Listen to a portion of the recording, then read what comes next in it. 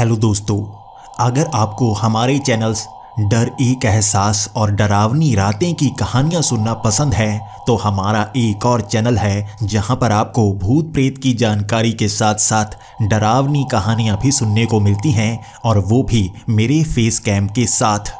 पुनीत भाई चैनल का लिंक आपको इस वीडियो की डिस्क्रिप्शन में मिल जाएगा, उस चैनल को भी एक बार ज़रूर देखें।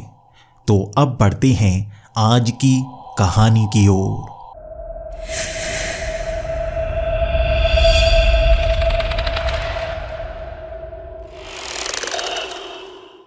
हेलो दोस्तों, मेरा नाम जगदीश है और मैं लंदन की एक छोटी सी घड़ियों की दुकान में काम करता हूं। इस घड़ियों की दुकान के मालिक का नाम है मिस्टर हेनरी। आपको तो पता ही होगा, अगर आपने हमारी इस कहानियों को पहले भी सुना है तो आप मेरे बारे में भी जानते ही होंगे, लेकिन फिर भी कुछ जानकारी ज़रूर देना चाहूँगा मैं।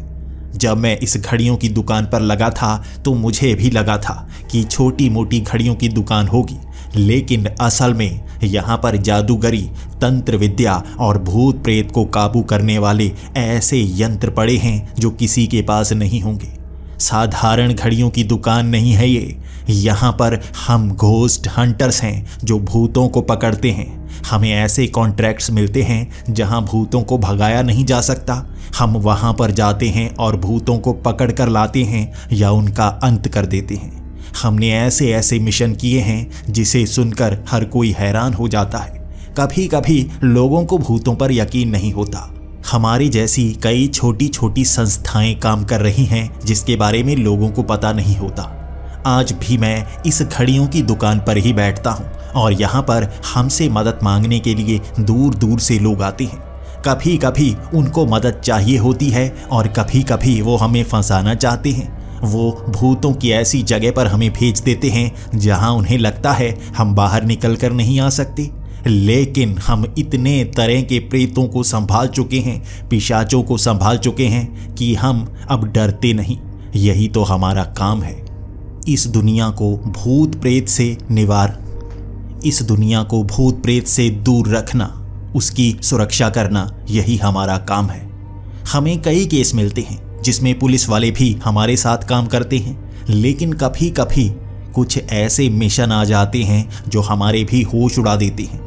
इस दुनिया में ऐसी ऐसी जानकारियां हैं, ऐसी ऐसी दुनियाएं हैं जिनके बारे में हमें भी नहीं पता।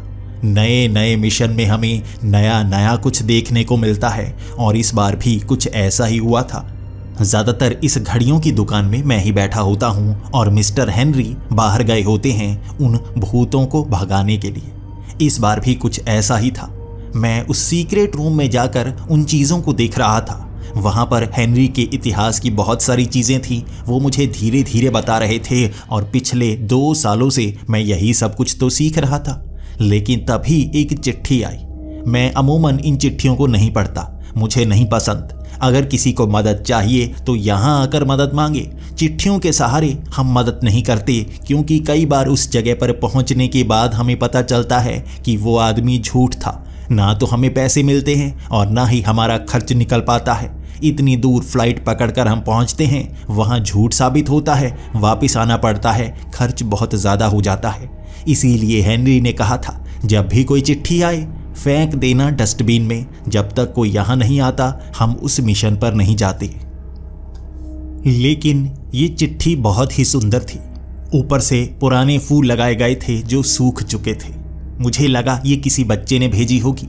जैसे ही मैंने उस चिट्ठी को घुमाया, पिछला हिस्सा सामने आया। वहां पर लिखा हुआ था, from a little child from Scotland. उस लिखावट को देखकर लग रहा था सच में किसी बच्चे ने लिखी है। मुझे वो चिट्ठी देखने में भी सुंदर लग रही थी। हेनरी ने कहा था उन चिट्ठियों को नहीं पढ़ना है, लेकिन मन कर रहा था उस चिट्ठी को पढूं। किसी बच्चे ने भेजी है, हो सकता है वो किसी मुसीबत में हो सकता है ये सच हो। किसी बच्चे को इतनी दूर कोई आने नहीं देगा और वो मुसीबत में हो और हम मदद ना करें, ऐसा हो नहीं सकता। मैंने उस चिट्ठी को खोला था इस सोच में कि बस पढ़ूंगा, ज़्यादा कुछ नहीं करूंगा।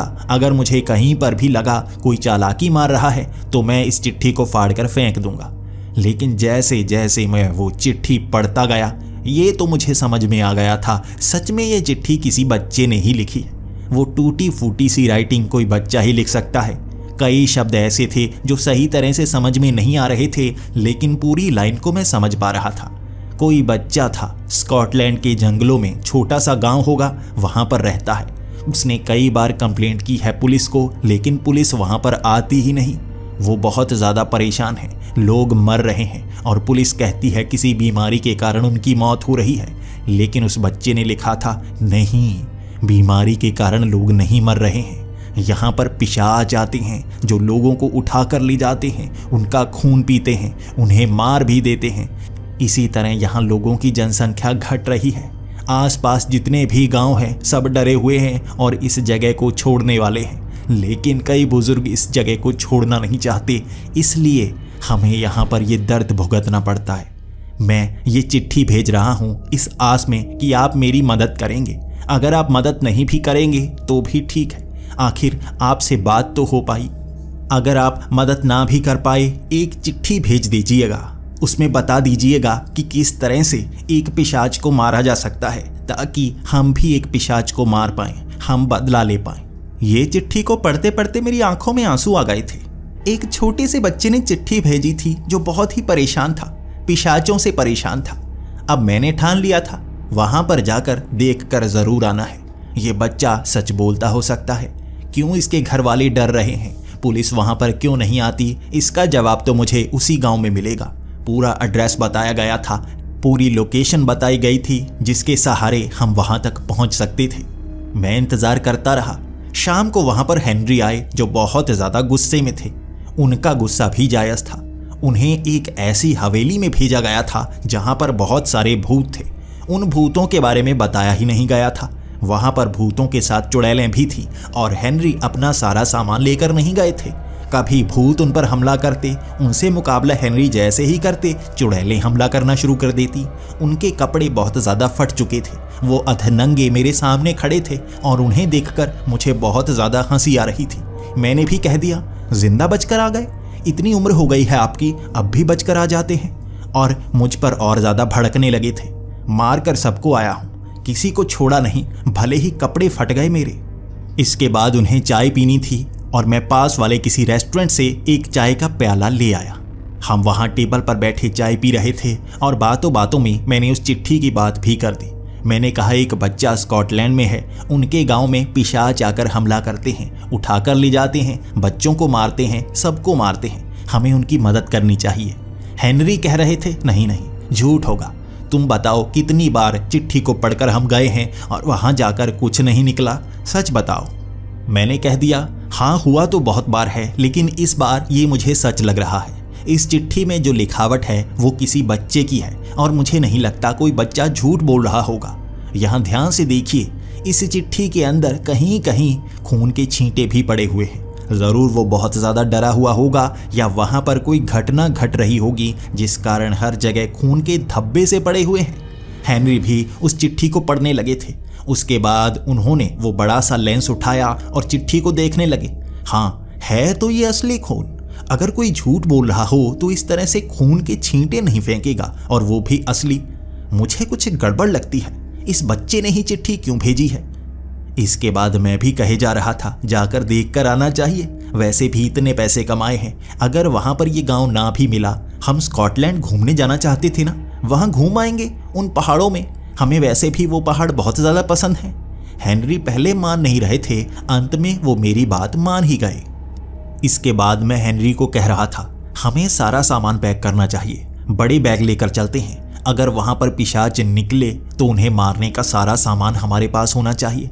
लेकिन हेनरी कह रहे थे, छोटे पिशाच होंगे, उन्हें तो आसानी से मारा जा सकता है। मेरे पास ये चांदी की तलवार है जो मैंने अपनी शर्ट के अंदर छिपाई हुई है, इससे बड़ी आसानी से उन पिशाचों को मार देंगे। वो बेचारा बच्चा वैसे ही डर रहा है, पुलिस भी वैसे ही डर रही है, उन्हें कुछ नहीं पता। लेकिन हम तो सब जानते हैं ना, एक तलवार तुम भी रख लेना, और कोई सामान लेकर नहीं जाएंगे, हम घूमने जा रहे हैं, पिशाचों को तो वैसे ही हम मार देंगे।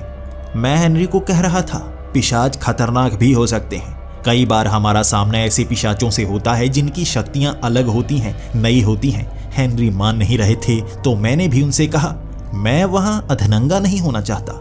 अगर उन पिशाचों के साथ कुछ चुड़ैलें भी हुई और मैं अधनंगा हो गया तो गांव में रहने वाली वो औरतें भी देखकर शर्म से मर जाएंगी। मैं नहीं चाहता आपका भी बूढ़ा शरीर अधनंगा हुआ उस गांव में घूमे। हेनरी फिर से गुस्से में आ गए थे और मैं हंसता हंसता उन घड़ियों की दुकान से बाहर निकल आया था। इसके बाद हेनरी भी तैयारी करने लगे और दूसरे ही दिन हमें स्कॉटलैंड के लिए निकलना था। हम शाम तक स्कॉटलैंड पहुंच गए थे, लेकिन उन जंगलों में पहुंचना कितना मुश्किल था हमें यहां आकर पता चला। वहां पर रोड नेटवर्क नहीं था। उन जंगलों में गांव भी बसे हैं, लोगों को पता ही नहीं था। धीरे धीरे उस लोकेशन तक पहुंचने में हमें बहुत ज़्यादा परेशानी होने वाली थी। जब हमने पुलिस से बात की, उस चिट्ठी के बारे में बताया, तो पुलिस भी अपना पल्ला झाड़ रही थी। तो ये समझ में आ गया था वो बच्चा सच बोल रहा है। वहां पर पिशाचों का अगर हमला होता भी होगा, वहां जाने से पुलिस भी डर रही थी। कुछ तो बात थी जिस कारण पुलिस वहां जाने से डर रही थी, लेकिन हमें रोक नहीं रही थी। हम वहां पर जा सकते थे। हमने उस जंगल के पास पड़ते उस शहर में लोगों से पूछा था कि उस जंगल के हम अंदर कैसे जा सकते हैं, लेकिन कोई भी गाड़ी उस जंगल के अंदर नहीं जा सकती थी। चलकर वहां जाना और भी मुश्किल था, क्योंकि ठंड बहुत ज़्यादा थी और ऊपर पहाड़ियों में बर्फ गिरना शुरू हो चुकी थी। अगर हम वहां पर फंस गए तो बाहर आने में भी बहुत परेशानी होगी। किसी तरह से हमने 2 घोड़ों का इंतजाम कर लिया। उन घोड़ों के सहारे हम उस जंगल के अंदर जाने वाले थे और रास्ता भी लंबा होने वाला था। कुछ लोग उन गांव के बारे में जानते थे। वो गांव जंगल के अंदर हैं और पुराने समय से ही लोग वहां पर रह रहे हैं। वहां रोड नेटवर्क नहीं है। वो जंगल से इसी तरह घोड़े के सहारे ही बाहर आते हैं और घोड़े के सहारे ही अंदर चले जाते हैं। वहां पर वो क्या करते हैं किसी को नहीं पता, लेकिन कुछ सामान लेने कभी कभी वो उन गांव से बाहर आते हैं। हम भी उन घोड़ों के सहारे उस जंगल के अंदर जा रहे थे। उस गांव तक पहुंचने में बहुत समय लगने वाला था, क्योंकि जंगल काफ़ी ज़्यादा घना था।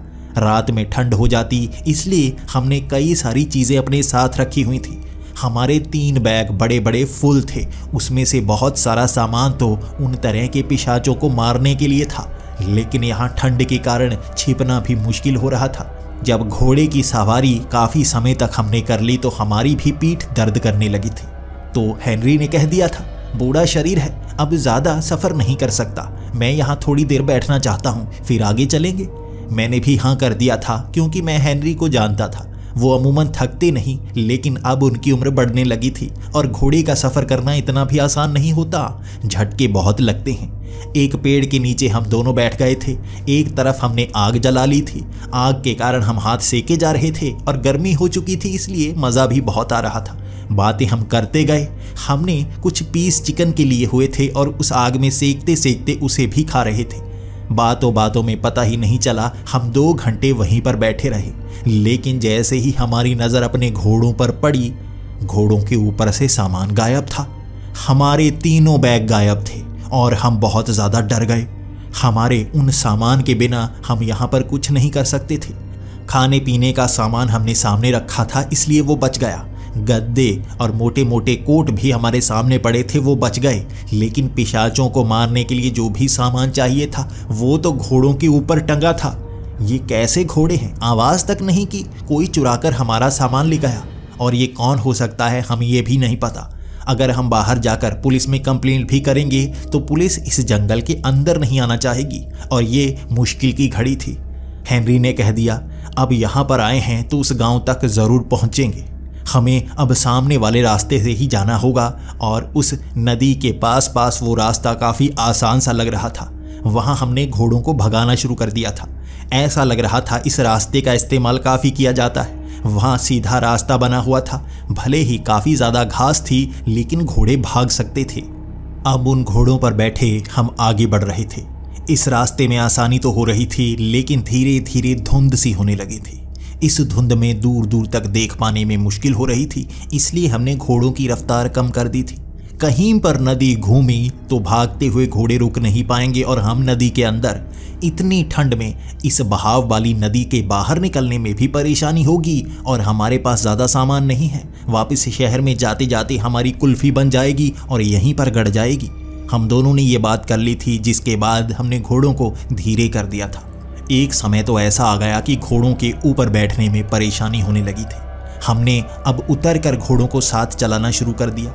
हम धीरे धीरे उस गांव के काफ़ी नज़दीक से जा रहे थे, क्योंकि यहाँ पर ऐसा सामान मिल रहा था कि लोग आसपास ही रहते हैं। यहाँ पर कुछ टोकरियाँ पड़ी हुई थीं, हाथ से बुने हुए कुछ स्वेटर थे, यहाँ और भी ऊन पड़ी थी जो भेड़ों के ऊपर से उतारी गई थी। इंसान आसपास रहते हैं, यहाँ हमें बस उस गांव को ढूंढना होगा। थोड़ी सी धुंध छंटी थी, लेकिन ऊपर आसमान में बादल कहाँ से आ गए हमें पता ही नहीं चला। हमने कभी भी बादलों की इतनी तेज रफ्तार नहीं देखी। ऊपर से तेजी से बादल आगे बढ़ रहे थे, इतनी तेज बादल, उनके बीच बिजली गरज रही थी। तभी ध्यान पड़ा हमारा उड़ते हुए उन पक्षियों पर। बड़े बड़े पक्षी नजर आए और उनकी संख्या 5 थी। ध्यान से हमने दूरबीन में देखा तो वो साधारण पक्षी नहीं थे, वो एक तरह के छोटे छोटे पिशाच से थे।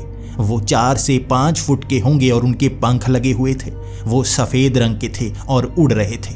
वो भयानक से ज़रूर दिख रहे थे, लेकिन दूरी होने के कारण साफ नहीं दिखे। जिस दिशा में वो जा रहे थे हम भी उसी दिशा में जा रहे थे। उनका ध्यान हम पर नहीं पड़ा था और हम भी एक तरफ छिपकर उन्हें देख रहे थे। उनके साथ ही वो बादल भी आगे बढ़ रहे थे, जैसे कोई शक्ति का वो इस्तेमाल कर रहे हों जो बादलों को कंट्रोल करती हो। बादल उनके साथ गए और एकदम छट से गए। वो जिस दिशा में गए हम भी घोड़ों को भगाना शुरू हो चुके थे, क्योंकि बादल आने के कारण धुंध भी छट सी गई थी। हम घोड़े को भगाते गए और गांव हमें एक पहाड़ी के पास नजर आना शुरू हो गया था। वहां हमने देखा कि ऊपर बादल घिरे हुए थे, लेकिन आसमान में वो पिशाच उड़ नहीं रहे थे। वो गांव के अंदर थे। गांव के अंदर से कई घरों से आग निकल रही थी। कई लोग वहां जानबूझकर आग जलाए हुए थे और बड़ी बड़ी लिपटें दूर तक नजर आ रही थीं। हम तेजी से वहां जाना चाहते थे, हम उन्हें बचाना चाहते थे। हेनरी को पता था ऐसे पिशाचों का मुकाबला कैसे करना है, भले ही उसकी जानकारी मुझे अभी अधूरी थी, लेकिन वो चांदी की तलवार मेरे हाथ में थी। बड़ी आसानी से उन्हें काट देता मैं। वहां जैसे ही हम गांव में पहुंचे, लोगों में मातम मचा हुआ था। वो पिशाच यहां से जा चुके थे। 3 लोगों को उठाकर ले गए थे वो पिशाच, और यहाँ पर मातम था। उन्हें बचाने की बात कोई नहीं कर रहा था और हमें देखकर हर कोई हैरान, आखिर तुम कौन हो?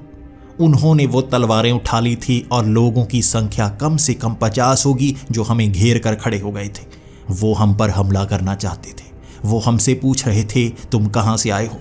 हमने बताया हम इंग्लैंड से आए हैं। हमें एक चिट्ठी भेजी गई थी कि यहाँ पर पिशाच आते हैं, हम मुकाबला करने के लिए आए हुए हैं। लेकिन हमें इस तरह से घेरा जा रहा था, पकड़ने की कोशिश हो रही थी, हमें जान से मारने की कोशिश हो रही थी। वो तलवार इतनी तेज़ी से हमारे पास घुमा रहे थे, बस कुछ ही क्षणों की देरी थी, वो हमें मार ही डालते। लेकिन भागता हुआ एक बच्चा आया।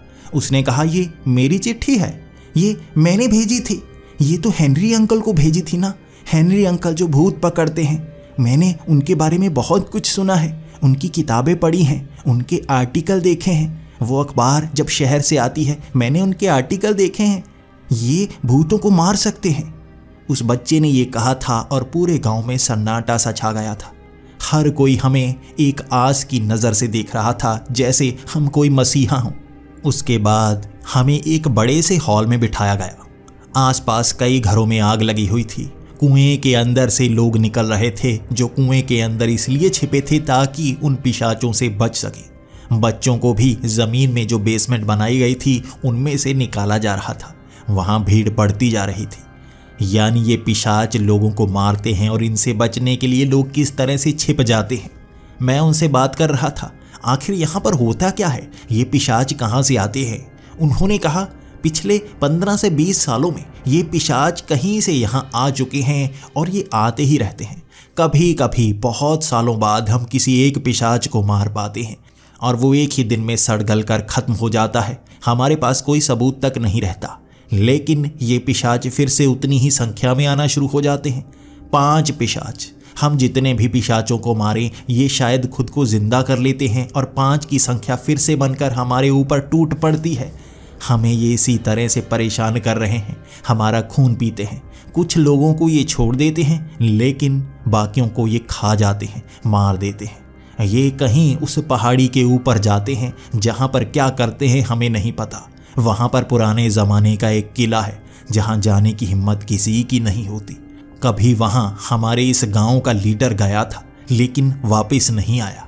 उसके लिखे हुए पन्ने हमें उस किले के आसपास मिले थे कि यहाँ पिशाचों की एक दुनिया है, ये पिशाच वहाँ से आते हैं।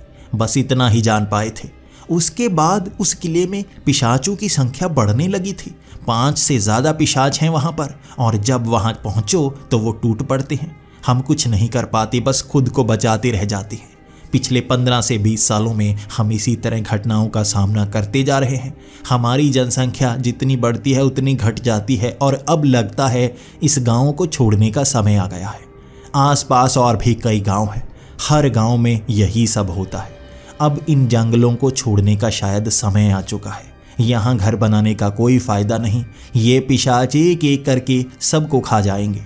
इसके बाद उन्हें हेनरी ने भी बताना शुरू कर दिया, हम वही हैं जो भूतों को पकड़ते हैं, पिशाचों का अंत करते हैं। इन पिशाचों को भी हम मार ही देंगे, फिक्र करने की कोई ज़रूरत नहीं। लेकिन हमारा बहुत सारा सामान चुराया गया। हम जो भी यहाँ हथियार लेकर आए थे इन पिशाचों को मिटाने के लिए, जंगल में किसी ने वो चुरा लिए।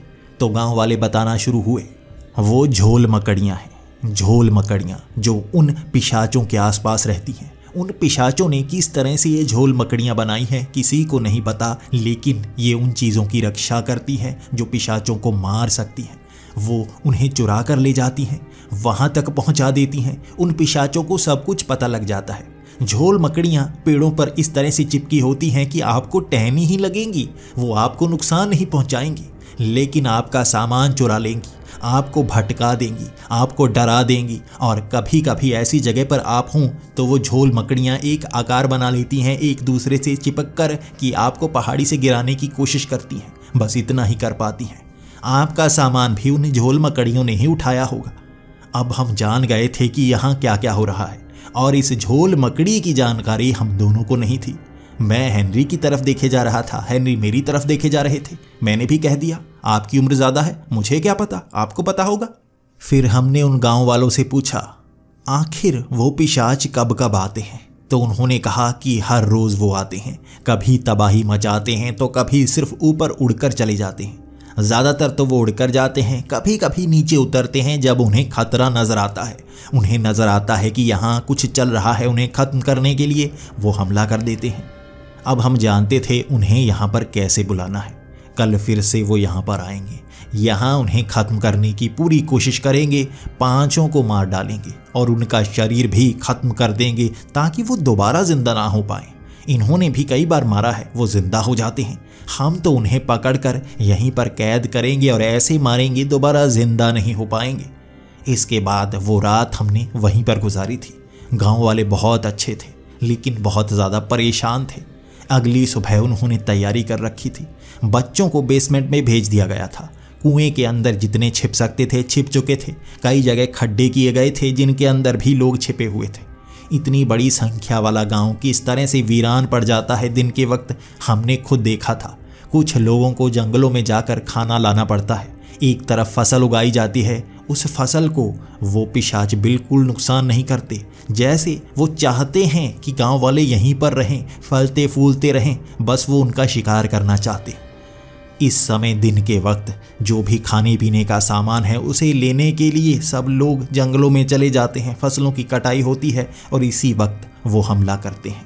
इसीलिए हम 12 बजे तक इंतज़ार करते रहे थे। जब वो बादल घिरना शुरू हो गए, हर तरफ आतंक मच गया था। हर कोई डरा डरा सा अपने हथियार लिए वो छिपने की कोशिश कर रहे थे, लेकिन बादल इतनी तेज़ी से ऊपर आ गए थे कि हम भी देखते रह गए। दूर से उड़ते हुए वो 5 पिशाच नजर आए थे, सफ़ेद रंग के। उनके सर पर कोई बाल नहीं था, वो एलियन जैसे दिख रहे थे और उड़ते उड़ते उन्होंने यहाँ ज़मीन पर लोगों को मारने की कोशिश की। हम दोनों के हाथ में तलवार थी। मैं जानता था हेनरी ज़्यादा उम्र के हो चुके हैं, उनमें फुर्ती कम हो चुकी है, इसलिए वो ज़्यादा मुकाबला नहीं कर पाएंगे। इसलिए मैं भी उनके करीब ही था। वो पिशाच हम पर भी हमला करना चाहते थे। जैसे उन्हें पता हो चांदी की तलवारें हैं, पिशाच चांदी की तलवारों से कटने के बाद जिंदा नहीं हो सकते, इसीलिए वो बड़े ध्यान से हमारे पास आते। इसके बाद जैसे ही वो 5 एक तरफ से मुझ पर झपट्टा मारने लगे, हेनरी भी थके हुए एक तरफ भाग कर आ रहे थे, लेकिन 5 मेरी तलवार छीनना चाहते थे।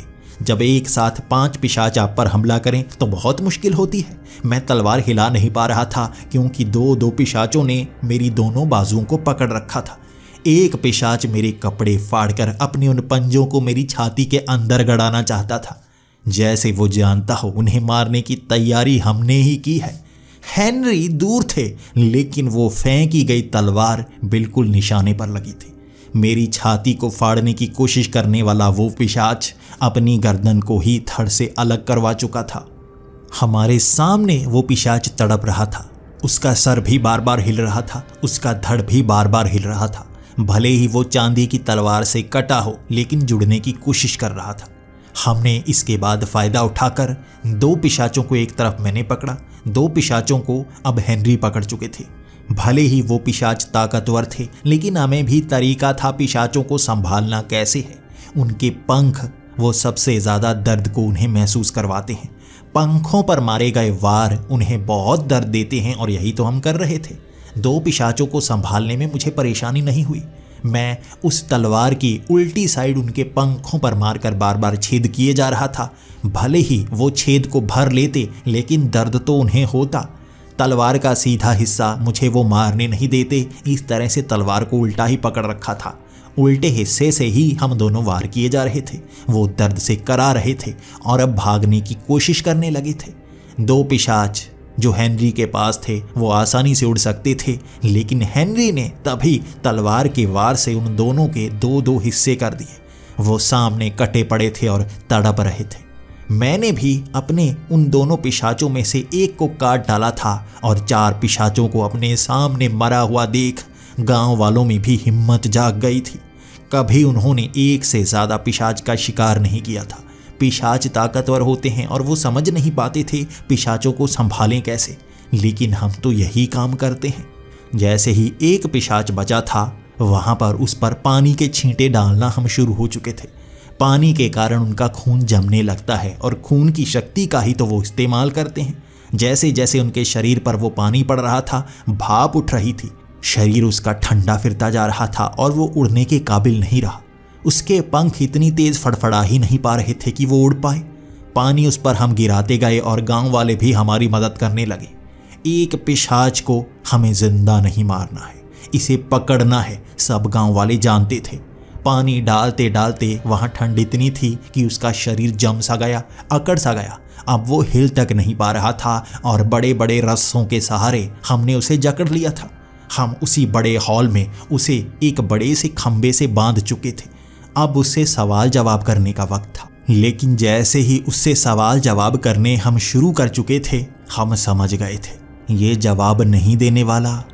ये पिशाच एक बच्चा था जिसे अभी भाषा का भी ज्ञान नहीं था। हर पिशाच एक ही भाषा जानता है, वो है पिशाचों की भाषा। इंसान वो भाषा सीख नहीं सकते क्योंकि उस गले से वो आवाज़ निकलती है और वैसी शक्ति इंसानों के पास नहीं होती। हम जो भी बात करते उसकी समझ में नहीं आती और हम इशारों से भी उसे समझा नहीं पा रहे थे। वो बार बार चंचलों की तरह वहाँ से निकलने की कोशिश कर रहा था, लेकिन हम तलवार दिखाते और वो आंखों से आंसू बहाना शुरू कर देता। हेनरी ने कह दिया था, ये बच्चा है, यहाँ बच्चे हमले कर रहे हैं, इसलिए इन्हें पता नहीं कैसे मुकाबला करना है। इतनी आसानी से इसीलिए हमने इन्हें पकड़ लिया है। आधे घंटे तक हम उससे बात करने की कोशिश करते रहे थे, लेकिन वो कुछ समझ नहीं पा रहा था और वहाँ से बचने की कोशिशें भी बंद कर चुका था। मोटी रस्सियों से हमने उसे जकड़ रखा था और वो रो रहा था। उसके शरीर से खून भी टपकना शुरू हो गया था क्योंकि रस्से बांधे ही इतनी जोर से गए थे। गांव वाले उनसे डरते थे, इसलिए ज़रा भी रहम नहीं दिखा रहे थे, लेकिन मुझे रहम आ रहा था। ऐसा लग रहा था कि ये पिशाच मजबूरी में हमला कर रहा है। पिशाचों को भूख लगती है, वो खून चूसना ही जानते हैं। जैसे जैसे पिशाच बड़े होते जाते हैं, समझदार होते जाते हैं, वो इंसानों का इस्तेमाल करते हैं। लेकिन इस तरह से हर रोज़ हमला करने वाले ये बच्चे ही हो सकते हैं, कभी तो ये बड़े होते ही हों। अगर ये बच्चे हैं तो बड़े पिशाच कहाँ पर हैं, ये हमें पता करना था। उस रात उस पिशाच को वहीं पर बांधा गया था और वो कटे हुए पिशाच भी तड़प रहे थे जुड़ने के लिए। वो धीरे धीरे खत्म हो रहे थे और रात के 12 बजे वो धीरे धीरे पिघलकर खत्म हो गए। वो कटे हुए पिशाच काले रंग के पेंट में बदल गए थे और भाप बनकर वो पेंट भी उड़ चुका था। उनका नामो निशान नहीं बचा था। जैसे ही उस हॉल में हमने उस जिंदा पिशाच को देखा जिसे हमने पकड़ रखा था, वो भी काले रंग का हो गया था। उसकी बूंदें टपक रही थी और वो खून की बूंदें नहीं, जैसे तेल की बूंदें थीं। वो पिघल रहा था, उसका आकार छोटा हो गया था, हड्डियां ही बची थी और वो हड्डियां भी पिघल रही थी। एक ही घंटे में वो पिघल कर खत्म हो गया और भाप बनकर वहां से उड़ गया। हम दोनों को आंखों पर यकीन नहीं हो रहा था। आखिर यहां हो क्या रहा है? क्या वो पिशाच खत्म हो गया? हेनरी ने कहा, हाँ, ये पिशाच मरा है। जब भी पिशाच मरते हैं तो इसी तरह खत्म हो जाते हैं। लेकिन अगर ये जिंदा पिशाच अपने आप मर गया तो यहाँ पर हमला करने के लिए बार बार कहाँ से आ जाते हैं? और 4 पिशाचों को हमने मार दिया, कुल 5 थे, तो ये 5 खत्म हो गए। अब दोबारा कोई पिशाच आना नहीं चाहिए। यही शब्द थे हम दोनों के। लेकिन अगली सुबह 12 बजे 5 पिशाचों का हमला। ये भी पिशाचों के जैसे 5 बच्चे थे जो यहाँ पर हमला कर रहे थे। आज लोग बिल्कुल भी डरे नहीं हुए थे। बच्चे वहां नीचे बेसमेंट में छिपे नहीं हुए थे। उन्हें हम पर भरोसा था, लेकिन यही हमारे लिए खतरा बन सकता था। वो कहीं पर भी हमला कर पाते और भागकर हमें वहां पर पहुंचना पड़ता। ये छोटा गांव नहीं था, काफी बड़ा था। और वहां पर वो 5 पिशाच अलग अलग जगह पर बच्चों को उठाने की कोशिश कर रहे थे। बच्चों के आकार छोटे थे, वो आसानी से उठाकर उन्हें वहां से ले जाते और हम यहाँ उनका मुकाबला करके उन्हें मारने की कोशिश कर रहे थे। लेकिन भागते भागते हम दोनों हाँफने लगे थे। एक एक पिशाच हमने किसी तरह से जकड़ लिया और उसे मारना ही हमारे पास एक रास्ता था। उन दोनों पिशाचों को मारा। अब 3 बजे थे। फिर से एक एक करके हम अलग अलग पिशाच पर टूट पड़े। उन 2 पिशाचों को हमने मारा, लेकिन एक पिशाच छोटे से बच्चे को उठाकर निकल गया था। बादल एक तरफ चल पड़े थे और वहां कड़कती हुई वो बिजली भी हमें रोक नहीं पा रही थी। हम उस पिशाच को मारना तो चाहते थे, लेकिन उड़ते उड़ते बहुत ऊपर तक पहुंच गया था।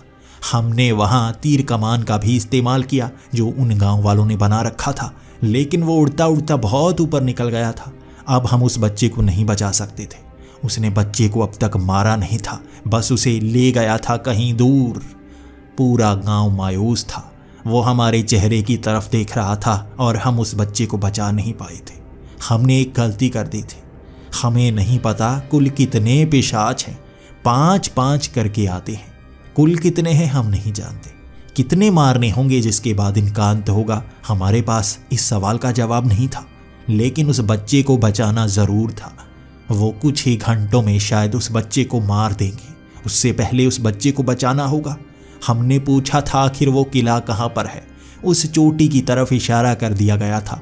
वो चोटी नजर नहीं आ रही थी। ऊंची पहाड़ी थी जिसके नीचे बादल आए हुए थे। चोटी नजर नहीं आ रही थी। वहां एक किला है, नीचे से जाने का रास्ता है और हमें घोड़ों के सहारे वो रास्ता तय करना था। हमने खाने पीने का सामान ले लिया था, क्योंकि ऊपर अगर हमें रुकना पड़ता तो हमें खाने के लिए सामान चाहिए था। हमने वहां गांव में बने हुए कई हथियार लिए थे। हमने तीर कमान ले लिया था। उन तीरों के आगे चांदी लगा दी थी ताकि उससे आसानी से उन पिशाचों को मारा जा सके।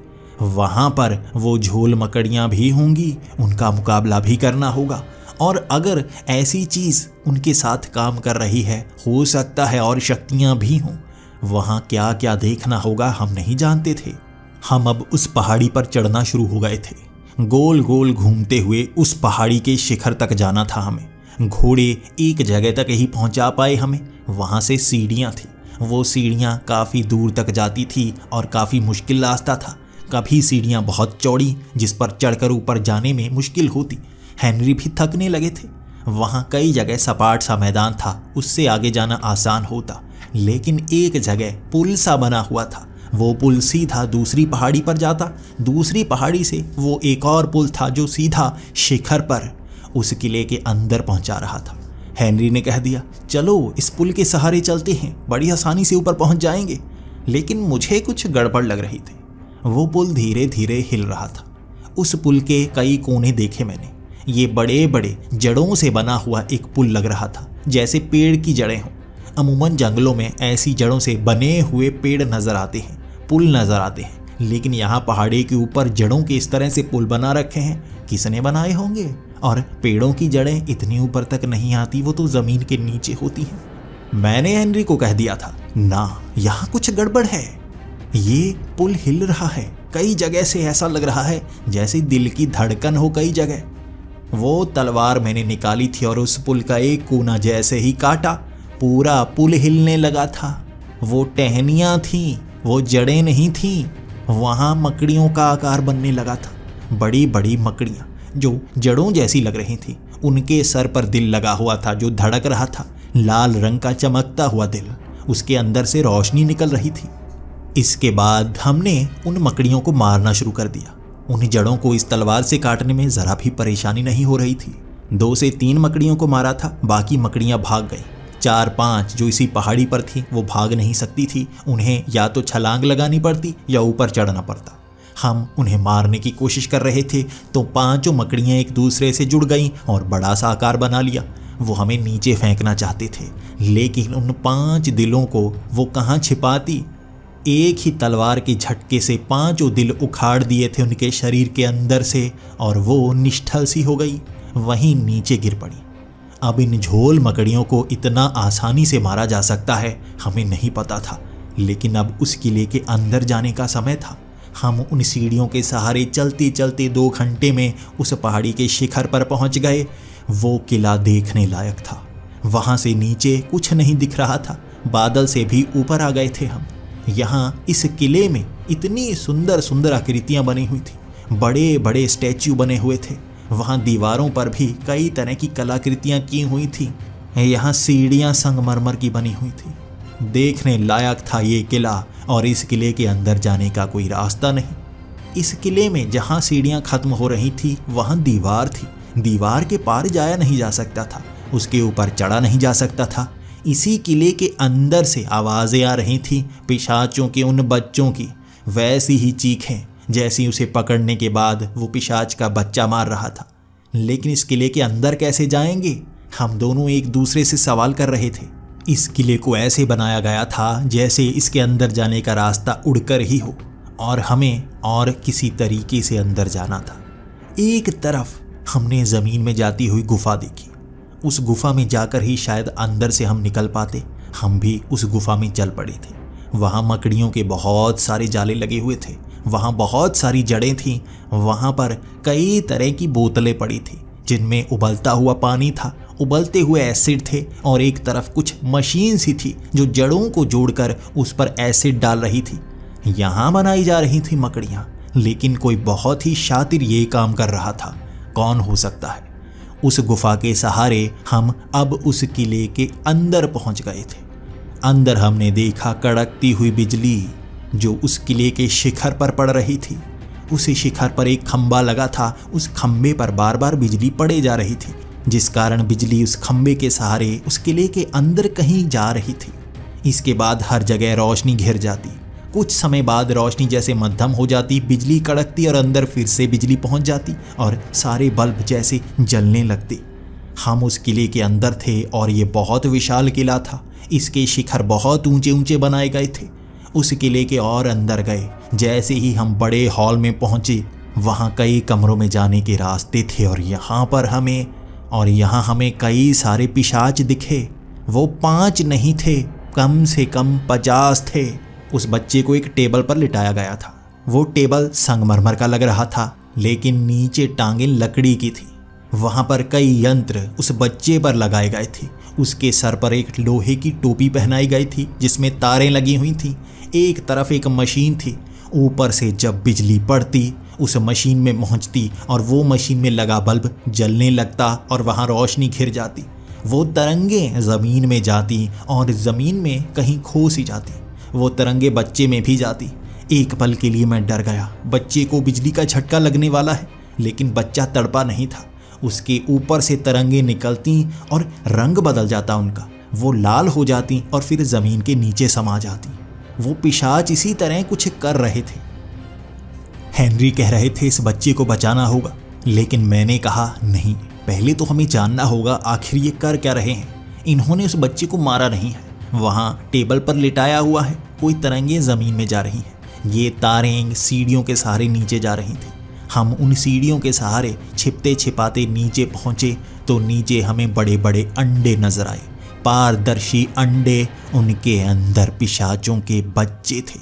यहाँ कम से कम 50 से 60 बच्चे थे जो धीरे धीरे जिंदा होने की कोशिश कर रहे थे। हर एक तरंग उनके अंदर दिल की धड़कन चलाना शुरू कर देती।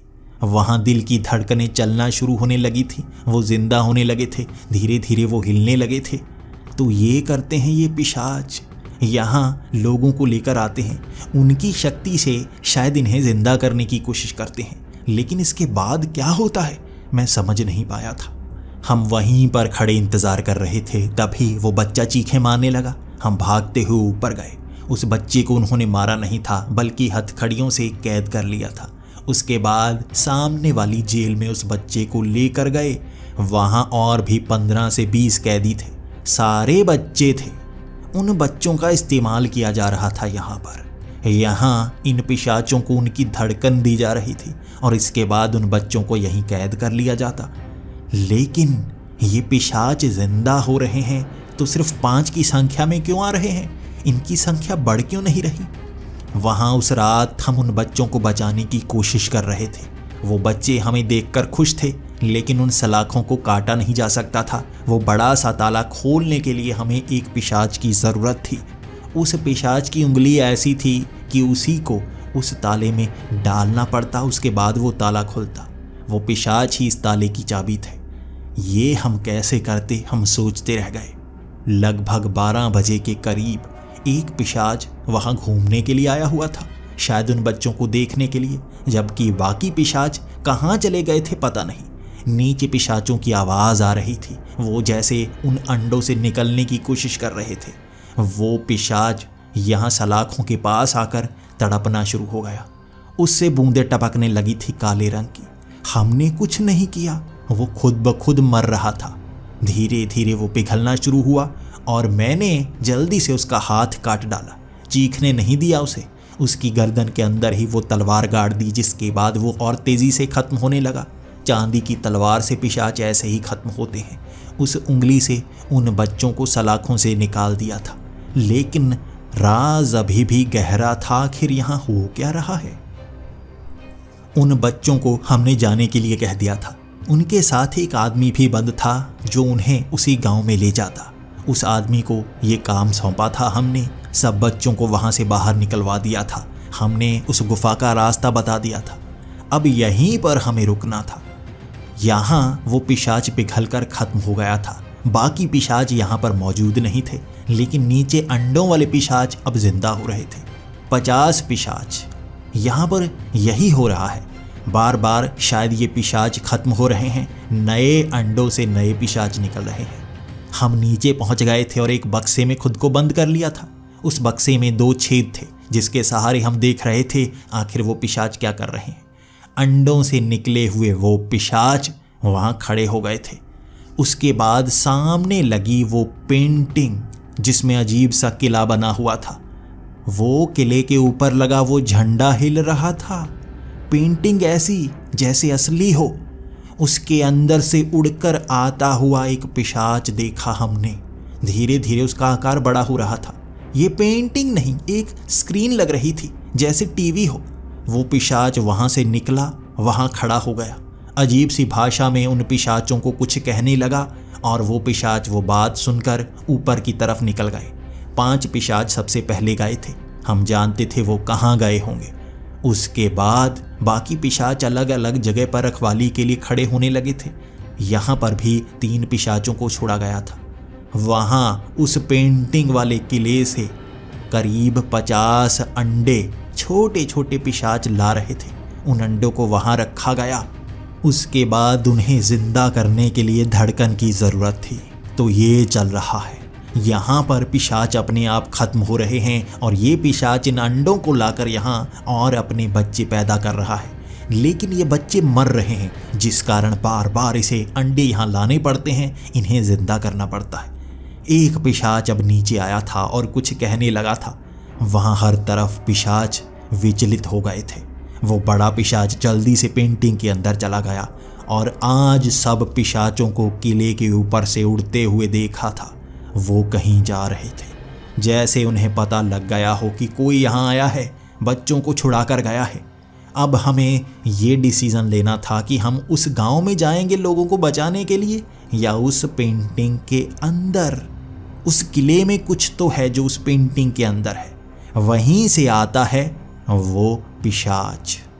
जैसे ही वो 3 पिशाच इधर उधर हुए, हम उस पेंटिंग के अंदर, वहाँ सामने एक पुल बना हुआ था। उस पुल के सहारे हम आगे जा रहे थे और यहाँ अलग ही दुनिया थी। ऊपर बादल और आसपास अंधेरा। एक बड़ी सी पहाड़ी का शिखर जिस पर यह किला बना हुआ था, ये हमारे उस पहाड़ी के किले से भी बहुत ऊंचा था, बहुत विशाल था। बिजली यहाँ लाल रंग की गरज रही थी, वो इस किले के ऊपर लगे खंबे पर भी पड़ रही थी। इसके बाद हम उस पुल के सहारे आगे बढ़ते गए। इस किले के आगे कोई दरवाज़ा नहीं था, कोई दीवार रोक नहीं रही थी, जैसे ये रास्ता खुद आने के लिए बनाया गया था। वहाँ उसके सहारे हम उस किले के पास पहुँचे, उस किले के अंदर गए और वहाँ किले के अंदर वाला बड़ा हॉल, वहाँ बहुत सारे अंडे पड़े थे। वहाँ अंडे ही अंडे हर तरफ चिपके हुए थे और यहाँ भी वैसा ही हो रहा था। ऊपर खंबे से एक बिजली की धार नीचे तक पहुँचती, इन अंडों को जैसे धीरे धीरे जिंदा करने की कोशिश करती। यहाँ छोटे आकार के अंडे थे जो एक मुर्गी के अंडे के समान होते हैं, बड़े आकार के अंडे थे शतुरमुर्ग के अंडों की तरह, और उससे बड़े हर आकार के अंडे थे। इसके बाद शायद उन अंडों को बाहर किले में ले जाया जाता होगा, जहाँ से वो आतंक मचाते होंगे उन गाँव में। हम उन अंडों के सहारे भी आगे गए। वहाँ कई तरह तरह की मशीनें थीं जो उस बिजली से चल रही थीं। वो कुछ कर रही थी जो हमारी समझ से बाहर था। सामने एक सिंहासन लगा हुआ था जिस पर वो 9 फुट का पिशाच बैठा हुआ था। ये होते हैं रक्त पिशाच, प्राचीन रक्त पिशाच जो 1000 सालों से जिंदा हैं। इन्हें ही पुराने पिशाचों के पिता कहा जाता है। इनकी संख्या अब कम बची है और ये अपने बच्चों को ज़्यादा समय तक जिंदा नहीं रख पाते।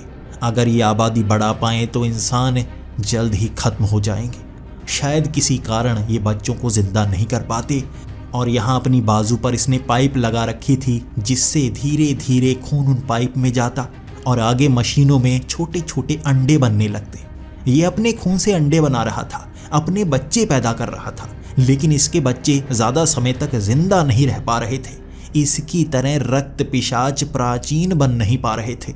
वो साधारण बच्चे बनते और एक ही दिन में खत्म हो जाते। ये किस तरह से हमेशा के लिए उन बच्चों को जिंदा रख पाएगा, शायद इसके पास वो जवाब नहीं है। हम वहाँ पर खड़े ये सब देख ही रहे थे और पीछे से पिशाचों ने हम पर हमला कर दिया। वो पिशाच के बच्चे हमें नोचना चाहते थे और वो बड़ा पिशाच आंखें खोल नहीं रहा था। शायद वो उस मशीन से उठ नहीं पा रहा था, लेकिन इन पिशाचों को मारने में परेशानी हो रही थी। इनकी संख्या ही बहुत ज़्यादा थी।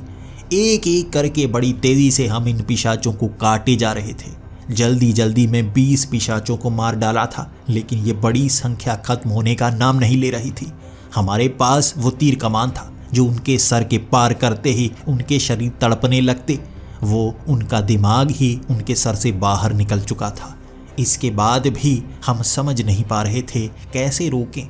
वो पिशाचों ने हेनरी को पकड़ लिया था और जल्दी से उस बड़ी सी मशीन में डाल दिया था। आखिर वो करना क्या चाहते हैं?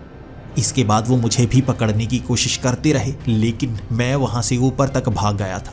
उनसे बचते बचते मैं छिप चुका था और देखना चाहता था कैसे मुकाबला करूं। मैं प्लान बनाना चाहता था। जल्दी से मेरा दिमाग भी काम नहीं करता। मैंने उन्हें इस तरह से बेवकूफ़ बनाया कि बाहरी उस सीढ़ी पर भागा था और जल्दी से अंदर छिप गया था। सब पिशाच मुझे अंदर बाहर ढूंढ रहे थे। वो बाहर ज़्यादा संख्या में थे, लेकिन मैं अंदर छिपा हुआ उन्हें देख रहा था। वो बड़ा 9 फुट का पिशाच उठा था और हेनरी की तरफ देखने लगा था। वो कह रहा था, यही है, यही है, कोई यहाँ तक आया है, ये वही है। मेरे बच्चों, हमेशा के लिए जिंदा होने का समय आ गया है। समय यात्रा करने वाला इंसान, इसने जिंदगी में कभी ना कभी समय यात्रा की है। ये इतिहास में जा चुका है। हमें बस ऐसे ही इंसान के रक्त की ज़रूरत है। समय यात्रा करने वाले के रक्त से तुम हमेशा के लिए जिंदा हो सकते हो। साधारण पिशाच को रक्त पिशाच इसका खून बनाएगा और समय यात्रा करने के बाद इसका खून तुम्हें वो प्राचीन महान पिशाच बना देगा। तुम सब तैयार हो जाओ हमेशा के लिए महान पिशाच बनने के लिए। मैं डर गया था लेकिन कुछ कर नहीं सकता था। वहां हेनरी भी बार बार मेरी तरफ देखते लेकिन नजरें झुका लेते। वो भी समझना चाहते थे आखिर ये कर क्या रहा है और कैसे कर रहा है। वहां ऊपर से बिजली के खंभे पर पड़ रही बिजली के कारण तरंगें यहाँ हेनरी की उस बड़ी सी मशीन पर पड़ती और उनके शरीर से एक धड़कन वहां पहुंच जाती उन अंडों की तरफ। वो पिशाच वहां लेट गया था, अपने खून से उन अंडों को खून दे रहा था। यहाँ इस मशीन से अब हेनरी की शक्ति भी उन अंडों में जा रही थी और वो बार बार गिर रहे थे। वो अंडे तेजी से बिजली सोख रहे थे। बिजली को वो सोखते, इतनी ज्यादा बिजली सोख कर वो जिंदा होने की कोशिश करते और वो पिशाच अपनी शक्ति देकर उन्हें यहाँ पिशाच बनाता। मैं क्या कर सकता था?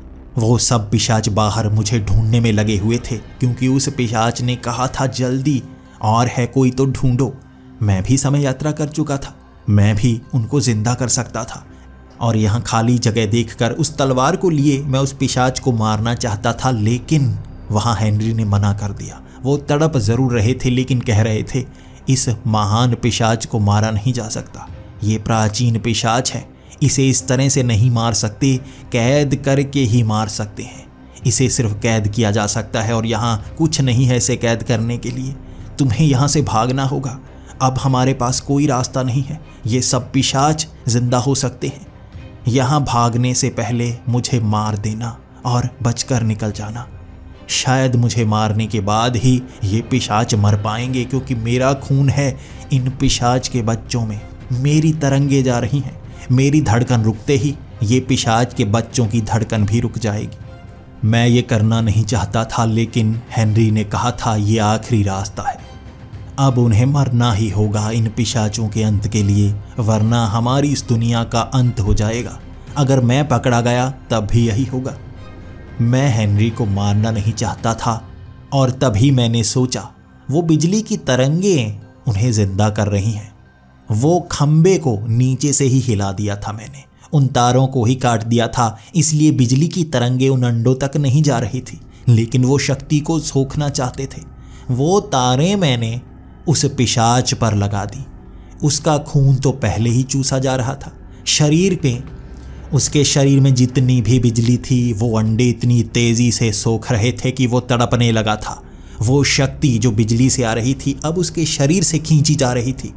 वो 9 फुट का विशाल पिशाच तड़प तड़प कर छोटे आकार का बनने लगा था।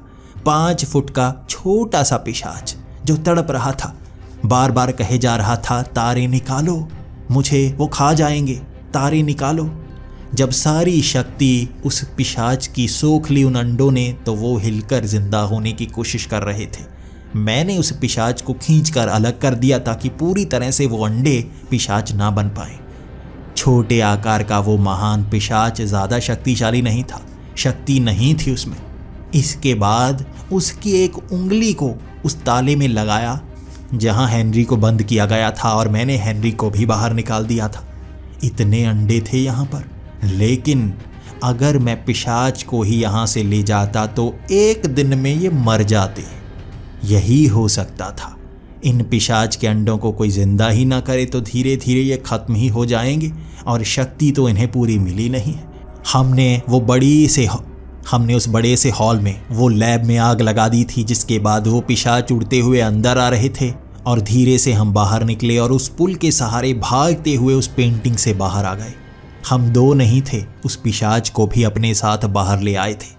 वहाँ पर भी वो पिशाच के बच्चे हम पर हमला कर रहे थे, लेकिन अब हमें पता था उन्हें काट कर कैसे ख़त्म करना है। उन 50 के करीब पिशाचों को काटने में आधा घंटा लगा था और तड़प रहा वो पिशाच वहाँ से भाग नहीं सकता था, शक्तिहीन था वो। उस पेंटिंग के आगे कपड़ा इस तरह से हमने बांध रखा था, पेंटिंग दिखती नहीं, रोशनी ना पड़ती तो वो जिंदा नहीं होती, वो रास्ता बंद रहता उस किले का। वहाँ से तो शायद बहुत पिशाच आ सकते थे। वहाँ और भी कई छोटी छोटी पेंटिंग्स टंगी थी।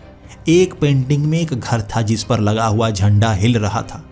मैंने उस घर में जाकर देखा, छोटा सा घर, आसपास कुछ नहीं, अंधेरा। इसके बाद एक ही रास्ता था, उस पेंटिंग के अंदर उस पिशाच को फेंक दिया था। वो पेंटिंग के आगे एक लिफाफा लगा दिया था जो रोशनी को पार जाने नहीं देता। वो पेंटिंग हम देख सकते थे, लेकिन अब वो पिशाच उससे बाहर नहीं आ सकता था। उसकी शक्ति खत्म हो चुकी थी। वहाँ उसके पास कोई यंत्र नहीं था जो वो अपने बच्चे बना पाता। हमने उस पेंटिंग को उठाया और उस किले में भी आग लगा दी। उस किले में आग लगाने के बाद हर पेंटिंग जल रही थी। वो बड़ी किले वाली पेंटिंग जो उस दुनिया का रास्ता था जहाँ पर ये राजा बनकर रहता था। हमने पूरे किले में आग लगा दी, कुछ नहीं बचा था। अंडे 12 बजे तक खत्म हो ही जाते। इसके बाद हम गांव में आ गए थे और ये बात बताते ही गांव में खुशियां छा गई थी। हम 2 दिन उस गांव में रहे थे उस पेंटिंग के साथ। वो पेंटिंग सीने से लगाए मैं हमेशा इसी तरह बैठा रहता, किसी को हाथ नहीं लगाने देता। 2 दिनों तक कोई पिशाच वहाँ पर नहीं आया।